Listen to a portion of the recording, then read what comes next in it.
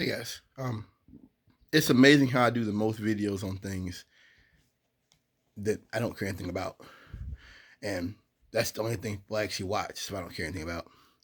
I watched the press dinner with President Joe Biden at the White House, and one of the guys made a great point that now millions of Americans don't know why they hate the president. That's without Tucker Carlson. And another guy was making a point on MSNBC that basically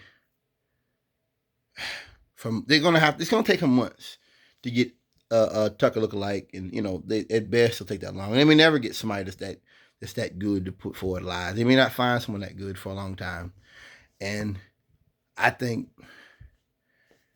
they already moved away from Fox News. I think that this represents an era that they're not gonna allow it to do before. They can't. Because what'll happen is there's people out here like me who I will put myself in a position for you to lie on me so I can sue you. Because now the ball is already rolling. We all see it that now there's consequences. That when you lie on people and you mess with their money, they can sue you, and you can lose big. This can go on for a long time and have bad publicity, and some of the stuff will come out and make you look bad. So people like me will set ourselves up to get lied on. So now they have to change. They have no choice. This guy's making a point that now that we don't have this. He was talking about how I think the military, other places, they play Fox News every day. And without Tucker Carlson there, without that boisterousness, those lies, and the buffoonery being played, they will have lost something. And there's a guy, I think someone was saying that basically how he was the red pill. He was like the and I said it before. He's a white supremacist with shine shoes, with slacks on shine shoes, and a college degree. He basically that without him, maybe people can look at society and say we don't have to think about gay M&Ms and all sorts of kind of crazy shit that he ran on, and we can actually just live as people and be concerned about problems that we face, and not what's going on in somebody's bedroom behind closed doors. Look, I'll say this, make this point very clear. In that light, I just put it, the guy made it on MSNBC. This was a loss for Fox News. This was a loss for white supremacy in general. Why? The far left, Michael Brooks, a lot of people like that, versus Tucker Carlson are very different. Because the left is talking about the future and what things may be and what we can do to maybe make life a little bit better in the future, as well as continue our way of life we have now. The right is always trying to downplay bad things. Tucker Carlson, or his absence thereof, is a loss for them. He ain't coming back. This isn't a long holiday. He's gone. And most people that leave the spotlight, you don't hear anything more about them.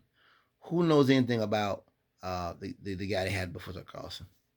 Or that girl, that sexual harassment stuff. You don't hear anything about them anywhere. They have their own programs, but they're in their niche. I have no problem with that. I have no problem with racists. I have no problem with you saying what you want. I have no problem with you going out in the woods and living away from everybody else. I have no problem with that. That's your business.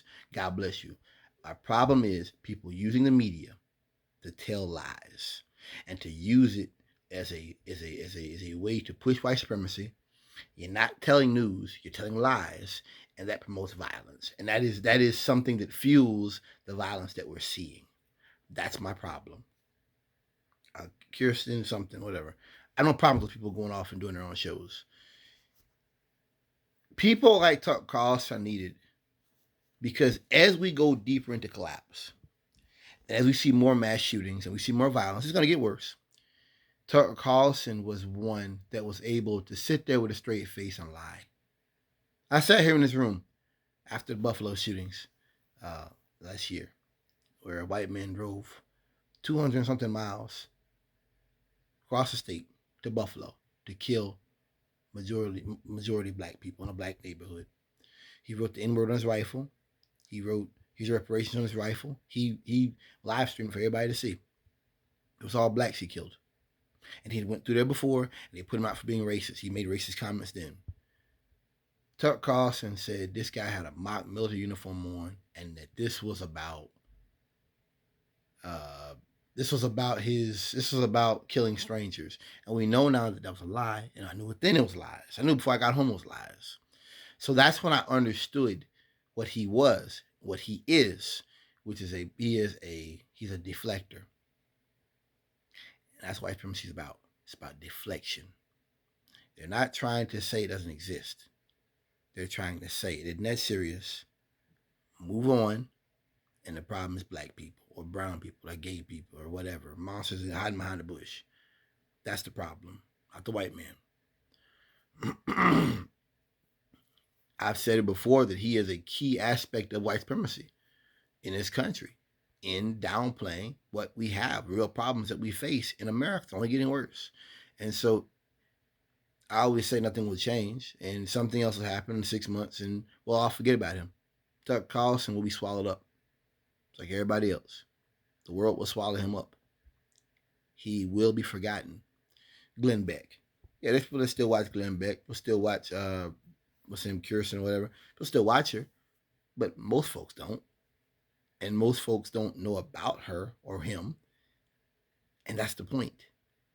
So I just, my point remains the same, is that for the left, it's different because the left is putting forward ideas of what can happen and how we can do things and historical reminders. And the right is constantly altering history and changing history. They're not interested in digging up things. They're interested in, knocking the noses off the sculptures in Egypt. They're interested in that. They're interested in deflection and subversion of history, suppression of history. And so, like that being the case, I just think that in that light, this is a big win.